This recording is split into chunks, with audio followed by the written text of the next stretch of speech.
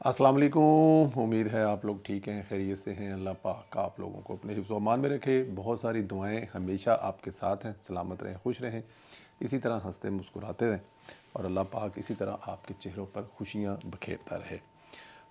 आपसे गुजारिश करते हैं कि चैनल को सब्सक्राइब करें, बेल आइकन को भी प्रेस करें और ज़्यादा से ज़्यादा व्हाट्सएप ग्रुपों में लिंक शेयर करें और अपनी राय का इजहार भी ज़रूर किया करें। पाकिस्तान सलामत रहे, क़यामत रहे, हमेशा सलामत रहे और हमेशा इसी तरह पाकिस्तान आगे बढ़ता रहे। 2025 के बनिस्बत हज़ारों गुना ज़्यादा कामयाबियाँ पाकिस्तान को मिले। सुहेल अफरीदी साहब जो कराची ड्रामा लगाने जा रहे थे, वो तो जा रहे थे, लेकिन उन्होंने ड्रामा इस्लामाबाद में लगाना शुरू कर दिया। अंदाज़ा करें कि मैं मंगल को निकल रहा था हॉलैंड से, तो पता लगा जी कि रात को फ़्लाइट कैंसिल हो गई है मौसम की वजह से। अब मैं इस पर क्या ड्रामा करूँ। नेक्स्ट डे भी आए तो कुछ फ़्लाइट वगैरह लेट थी। फिर दुबई आए तो दुबई अभी एयरपोर्ट पे आ रहे थे तो रास्ते में फिर पता लगा जी कॉल आ गई जी आपकी फ़्लाइट रात को 10 बजे है, 5 बजे के बजाय। ये एक हिस्सा है ट्रैवल का। अगर आप उसमें कोई टेक्निकल इशू आता है, वेदर की वजह से आता है, तो ये एयरलाइंस का एक हिस्सा है। और उसमें अगर कोई ऐसा मुसाफिर जा रहा है जो अपने आप को बड़ा इंपॉर्टेंट समझता है और वो शोर मचा दे कि ये सब कुछ मेरी वजह से किया जा रहा है, तो मेरे ख्याल में ये थोड़ी सी हर चीज़ को जो है वो सियासत के लिए इस्तेमाल नहीं करना चाहिए। लेकिन ज़ाहिर है पाकिस्तान तहरीक इंसाफ वाले हमारे दोस्त, आपको पता है, वो हर चीज़ को ही सियासत के लिए इस्तेमाल करते हैं। खैर, मौसम की ख़राबी की वजह से फ़्लाइट जब डिले हुई तो सुहेल अफरीदी एंड ग्रुप ने शोर करना शुरू कर दिया कि ये फ़्लाइट जो है उसको डिले किया जा रहा है क्योंकि इसमें सुहेल अफरीदी जा रहा है। इस गैंग ने जो है मौसम की ख़राबी जो है वो भी हुकूमत पे डाल दी। अब आप ख़ुद अंदाज़ा करें कि ये आते जाते मस्जिद में जुती चुकी जाए, अगर ये नमाज़ पढ़ने जाए तो ये भी वो हुकूमत पा देंगे। मतलब इनसे जो भी इनको कुछ भी नहीं मिलेगा तो ये सब सीधा सीधा उठाकर हुकूमत पे डालेंगे। बट एनी हाउ, ड्रामा करने के बाद जो मसूफ़ हैं वो कराची रवाना हो गए और उन्होंने PIA की टिकट भी करा रखी थी, जाना भी इसी फ़्लाइट था एयर ब्लू वाली। अच्छा, ये भी यहाँ पे भी क्या है कि टिकट उनकी जो है वो PIA की थी और फ़्लाइट लेट हुई है एयर ब्लू की। तो ड्रामा उन्होंने कहा अच्छा है लेट है, अरे ड्रामा कर दो। गए वो PIA से हैं और ड्रामा जो है वो एयर ब्लू की फ़्लाइट का है। हिस्सा है इनकी सियासत का। प्रोपोगंडा करना इनसे कोई सीखे तो सही। ये प्रोपोगंडा के बगैर ना चलने वाली पार्टी है, तो आपको पता है ये प्रोपोगंडा के बगैर चल सकती भी नहीं है। इधर PTI की खैबर पख्तूनख्वा हुकूमत से मुतल्लक दावा सच साबित हो रहा है। सूबा मंशियात पर ही चल रहा है। सरकारी सरपरस्ती में मंशियात का कारोबार होता है और निशानदेही करने पर फेस सेविंग के लिए एक्शन भी शुरू हो जाता है। अच्छा, ये सरकारी सरपरस्ती पे जो मतलब कि ये अल्फाज है ना, लगेगा कि मतलब कि हुकूमत पर कोई इल्ज़ाम लगाया जा रहा है। अब मुझे ज़रा ये बताएं कि बाजोड़ में मंशियात फरोशों से ताल्लुक़ के इल्ज़ाम में 34 पुलिस एहलकार मुअत्तल कर दिए गए। अब अगर 34 एहलकार जो हैं मुअत्तल किए गए हैं तो ये सरकारी हैं, फिर सरकार के लिए कर रहे हैं या फिर सरकारी सरपरस्ती में कर रहे हैं या फिर ऊपर से लेके नीचे तक तमाम के तमाम इस धंधे में मुलव्वस हैं। इससे ज़्यादा और आप क्या कह सकते हैं या इससे ज़्यादा और क्या हो सकता है कि पूरे का पूरा जो धंधा है वो इससे चल रहा है। आप इससे अंदाज़ा लगा लें ज़रा कि ये कैसे मुमकिन है कि आप जो मतलब अगर फ़र्ज़ किया कि यही काम पंजाब के किसी हिस्से में होता कि 34 पुलिस एहलकार मंशियात फ़रोशों के साथ जो है वो राब्ते पर मुअत्तल कर दिए जाते, तो अंदाज़ा करें कि सारा हुकूमत पंजाब पर डाल देना था। लेकिन क्योंकि अब KPK की हुकूमत के ये हिस्से हैं, पुलिस एहलकार हैं, तो वहाँ पर आपको पता ही है। और फिर होता क्या है कि DPO जो है उन्होंने कहा जी कि उनको एहलकारों को मुअत्तल करने के बाद कार्रवाई शुरू कर दी है। मैं बताऊँ एक बात आपको, सुहेल अफरीदी साहब का जिस महकमे में वज़ीर थे ना, उस महकमे के क्लर्क से, बल्कि चौकीदार थे या क्लर्क से, जिससे $2 अरब रुपये निकले थे। तो अगर कुछ हुआ होता ना तो 13 साल 14 साल में हमें वहाँ पे नज़र आता, लेकिन वहाँ पे यही कुछ हुआ है, ड्रग्स और उसके अलावा जो किया जा रहा है, और उसके अलावा कुछ भी नहीं हुआ वहाँ पर। यूथिए कोई और बात करते हैं और इनका लीडर जो है कोई और बात करता है, अपने लोगों को अलग हदायत देता है और असल में किसी न किसी राब्ते से, वास्ते से पैर पकड़ने की तैयारी कर रहा होता है। PTI रहनुमा बैरिस्टर मोहम्मद अली सैफ ने कहा है कि इमरान खान की जानब से उन्हें दी गई आखिरी हदायत के मुताबिक PTI और इस्टेब्लिशमेंट के दरमियान राब्तों में सहूलत कारी में मसरूफ़ हैं। इंसार अब्बासी से गुफ्तगू में उन्होंने कहा कि सैफ ने कहा है कि वो इमरान खान और बुशरा बीबी दोनों की रहाई के ख्वाह हैं और इस मकसद के लिए जो भी किरदार मुमकिन हो सका वो किरदार अदा कर रहे हैं और किरदार अदा करने को तैयार भी हैं। इस्टेब्लिशमेंट के साथ इनके कई रवाबत जो हैं और ये दहाइयों पर मुहित हैं کہ اسٹیبلشمنٹ کے ساتھ کوئی تعلقات برسٹر سیف کہہ رہے ہیں میرے آج کے نہیں ہیں، یہ دہائیوں پر محیط ہیں، اور وہ ان روابط کو صرف اپنی پارٹی کے لیے اور اپنی پارٹی کے قائد کے لیے یعنی بانی کے لیے استعمال کر رہے ہیں کہ کسی طرح اسٹیبلشمنٹ جو ہے وہ عمران خان صاحب کو معافی دے دے۔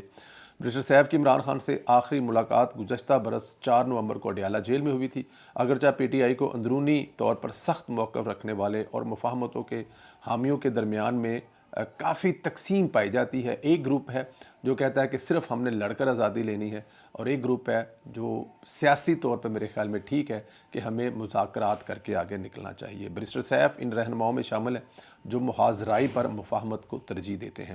عالمی جریدے دی ڈپلومیٹ کا کہنا ہے کہ بہترین سفارتکاری کی بدولت پاکستان خطے میں مرکز نگاہ بن چکا ہے۔ عالمی جریدے کے مطابق چین نے پاکستان کے خطے میں بڑھتے ہوئے مؤثر کردار اور بہترین سفارتکاری کو بھرپور انداز میں سراہا ہے۔ حکومت، ریاستی اداروں اور عوام کے قومی معاملات پر یکساں دو ٹوک موقف کی عالمی سطح پر پذیرائی حاصل ہو رہی ہے، اور بہترین سفارتکاری کی بدولت پاکستان جو ہے خطے بھر میں نگاہ مرکز بنا ہوا ہے۔ یہ بار بار کہہ رہے ہیں، مختلف حوالوں سے کہہ رہے ہیں، آپ عسکری، سیاسی، ہر لحاظ سے پاکستان جو ہے خطے نہیں بلکہ میرے خیال میں پوری دنیا کی آنکھوں کا تارا بنا ہوا ہے۔ رپورٹ میں کہا گیا ہے کہ چین پاکستان کو معاشی طور پر مضبوط اور سرحدوں سے باہر بھی مؤثر کردار ادا کرنے والا ملک تصور کرتا ہے۔ امریکہ سے اچھے تعلقات کے ساتھ پاک چین دوستی درست سمت میں آگے بڑھ رہی ہے۔ چین پاکستان کے عالمی اور علاقائی معاملات میں اہم کردار کی حمایت کرتا ہے۔ میں نے پچھلے دنوں بھی ایک ویلاگ میں کہا تھا کہ پاکستان نے بیک وقت ریاض، تہران، بیجنگ اور واشنگٹن میں سب کے ساتھ ایک جیسا رویہ رکھ کر کمال کی سفارتکاری کی ہے، ورنہ ہوتا کیا تھا کہ جو سعودی عرب کے ساتھ ہے وہ ایران کے ساتھ نہیں ہے، جو ایران کے ساتھ ہے وہ سعودی عرب کے ساتھ نہیں، جو چائنا کے ساتھ ہے وہ امریکہ کے ساتھ نہیں، جو امریکہ کے ساتھ ہے وہ چائنا کے ساتھ نہیں۔ لیکن پاکستان کی بہترین سفارتکاری کی وجہ سے پاکستان سب کے ساتھ یکساں تعلقات لے کے چل رہا ہے۔ رپورٹ کے مطابق چین سلامتی کونسل SCO کی صدارت کے لیے پاکستان کو بہترین اور موزوں تصور کرتا ہے۔ پاکستان بھی چین کے ساتھ متعدد شعبوں میں اسٹریٹجک شراکت داری کو اہم سمجھتا ہے۔ چین ایک بار پھر پاکستان کی خود مختاری، آزادی، علاقائی سلامیت کے تحفظ کے لیے اپنی جسے کہتے ہیں نا کہ وہ دیوار چین والی جو حمایت ہے نا، کہ مطلب بڑی لمبی چوڑی، وہ کہا ہے جی کہ ہماری حمایت پاکستان کو ہر جگہ پہ ہر فورم پر حاصل ہے۔ رپورٹ کے مطابق چین نے مسئلہ کشمیر کی سلامتی کونسل کی قراردادوں کے مطابق حل پر زور دیا ہے۔ چین نے افغان حکومت پر عدال پسندی، پڑوسیوں کے ساتھ اچھے تعلقات پر زور دیا ہے۔ چین خطے اور عالمی سطح پر پاکستان کے موجودہ پالیسیوں کی بھرپور حمایت کرتا ہے۔ ماہرین کے مطابق خطے میں عالمی سطح پر پاکستان کی موجودہ پالیسیوں کی حمایت پاکستانی موقف کی بھرپور توثیق ہے کہ اگر چائنا یہ کر رہا ہے تو پھر اس کا مطلب ہے کہ پاکستان کامیاب ہے۔ Chief of defence forces field marshal Asim Munir سے بنگلہ دیش کی فضائیہ کے سربراہ حسن محمود خان نے ملاقات کی، جس میں دو طرفہ تعلقات اور علاقائی سلامتی پر تبادلہ خیال کیا گیا۔ ملاقات میں دو طرفہ دفاعی تعلقات، علاقائی سلامتی پر تبادلہ خیال کیا گیا۔ پاکستان اور بنگلہ دیش کے دفاعی تعاون کو مزید بڑھانے پر اتفاق ہوا ہے۔ ISPR کے مطابق ملاقات میں پیشہ ورانہ عسکری تعاون، تربیتی تبادلوں کے فروغ پر زور دیا گیا، اور بنگلہ دیشی ایئر چیف نے پاکستان فوج کی پیشہ ورانہ صلاحیتوں کو خراج تحسین پیش کیا۔ خطے میں امن و استحکام کے لیے پاک فوج کے کردار کی تعریف کی۔ ISPR کے مطابق فیلڈ مارشل عاصم منیر نے بنگلہ دیش کے ساتھ دیرپا دفاعی تعلقات کے عزم کا اعادہ کیا۔ اب یہ جو دفاعی ہے نا، میں آپ کو یہ پہلے بھی بتا چکا ہوں کہ جو بنگلہ دیش کی فوج ہے وہ پاکستان سے ٹریننگ حاصل کرنا چاہتی ہے، پاکستان کی ایئر فورس کے ساتھ وہ مل کر شراکت میں مشقیں کرنا چاہتی ہے، اور پھر ایئر فورس سے ٹریننگ لینا چاہتے ہیں، اور پھر وہ جیٹ جنہوں نے دنیا میں ایک تاریخ قائم کی ہے، وہ جیٹ خریدنے میں بنگلہ دیش بہت زیادہ انٹرسٹ ہے، کیونکہ اب بنگلہ دیش کو پتہ لگ گیا کہ ہندوستان دوست نہیں ہے ہمارا۔ تو یہ میرے خیال میں پاکستان کی ایک بہت بڑی کامیابی ہے۔ سعودی عرب کے بعد بنگلہ دیش جو ہے وہ میرے خیال میں اگلا معاہدہ بھی شاید پاکستان کے ساتھ کرنے جا رہا ہے کہ بنگلہ دیش پر حملہ پاکستان پر اور پاکستان پر حملہ بنگلہ دیش پر۔ اگر ایسا ہوتا ہے تو پھر میرے خیال میں ہندوستان کی بس منجی جڑی ہے نا، وہ بس نکیا ہوتے ہیں۔ یاد ہے تانوں بچپن میں ہم لوگ، ہمارے اکثر گلی محلوں میں لوگ سویا کرتے تھے، بابا جی سویا کرتے تھے، تو ہم لوگ چپکے سے اس کی چار پہ اٹھا کر روڈ کے اوپر رکھتے کرتے تھے۔ یاد ہوئے گا تانوں سارے نے، مکرے کوئی نہ ہوں، مینوں تو یاد ہے کم از کم، مینوں بابے بھی یاد نے، نام بھی یاد نے، لیکن اب مناسب نہیں ہے، دنیا سے وہ جا چکے ہیں، ان کا نام لینا ہے نا، وہ دیکھو بال سنتے ہو تانوں۔ خیر، وزیر اعلیٰ پنجاب مریم نواز نے صوبہ بھر میں سٹروک سینٹر قائم کرنے کی منظوری دے دی ہے۔ اس فیصلے سے پنجاب کے ہر ضلع میں جو فالج کے مریض ہیں ان کو بر وقت علاج مل سکے۔ اچھا، یہ ایک بڑا کمال کا کام ہے۔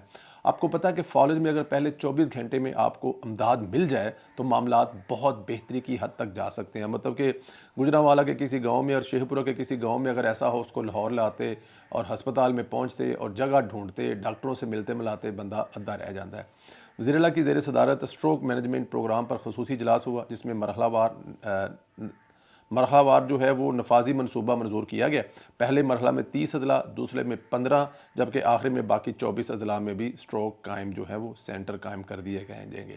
اجلاس میں بتایا گیا کہ فالج کے مریضوں کے لیے 4 گھنٹے کا سنہری وقت سب سے اہم ہوتا ہے۔ میں وہی کہہ رہا ہوں کہ 24 گھنٹے کے جو پہلے 4 گھنٹے ہیں وہ بہت اہم ہوتے ہیں۔ اس دوران علاج نہ ملنے کی صورت میں مستقل معذوری یا موت کا خطرہ بڑھ جاتا ہے۔ وزیر اعلیٰ نے ہدایت کی ہے کہ ہر مریض کو اپنے قریبی سرکاری ہسپتال میں فوری سہولت ملنی چاہیے، کسی کو بڑے شہر کی طرف بھاگنے پر مجبور نہ کیا جائے۔ تمام اضلاع میں نیورولوجسٹ اور پیڈیاٹرک نیورولوجسٹ جو ہیں تعینات کیے جائیں گے۔ پنجاب کے تمام سرکاری ہسپتالوں میں سی ٹی اسکین مشینیں فعال کرنے کا حکم دیا گیا تاکہ تشخیص میں زیادہ دیر نہ ہو۔ عارضی طور پر Punjab Institute of Cardiology stroke کے مریضوں کو سہولت فراہم کرے گا جب تک ضلعی سینٹر مکمل فعال نہیں کیے ہو جاتے۔ وزیر اعلیٰ نے اسٹروک کی علامت اور 4 گھنٹے کو سنہری وقت سے متعلق عوامی آگاہی مہم چلانے کا حکم بھی دیا ہے، اور وزیر اعلیٰ مریم نواز شریف نے کہا ہے کہ ہم ہر ضلع میں اسٹروک سینٹر بنا رہے ہیں اور اس کے بعد تحصیل کی سطح تک نظام کو پھیلایا جائے گا۔ عوام کو معلوم ہونا چاہیے کہ بر وقت ہسپتال پہنچنے پر آپ کی زندگی جو ہے وہ بچ سکتی ہے۔ یہ پروگرام پنجاب میں ایمرجنسی نیورولوجیکل کیئر کا ایک مکمل نظام ہے جس میں انفراسٹرکچر، تربیت، آلات، عوامی آگاہی سب شامل ہے۔